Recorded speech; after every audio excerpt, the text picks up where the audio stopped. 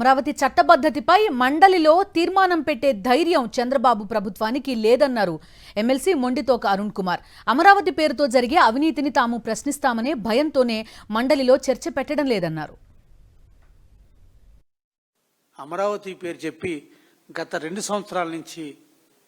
ఒక బిల్డింగ్ కానీ ఒక కట్టడం కానీ కట్టకుండా కాలయాపన చేస్తూ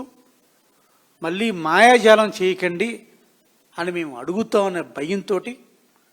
అవినీతి గురించి అడుగుతామనే భయం, అమరావతి పేరుతోటి అమరావతి పేరుతోటి రైతులు జరుగుతున్న అన్యాయం,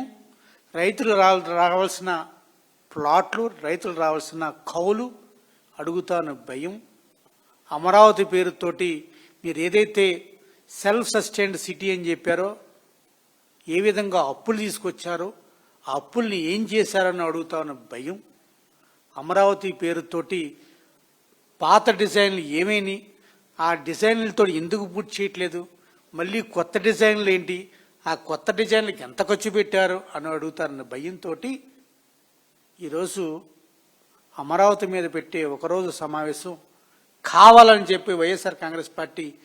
ప్రశ్నిస్తుందని చెప్పి మండల్లో పెట్టట్లేదు.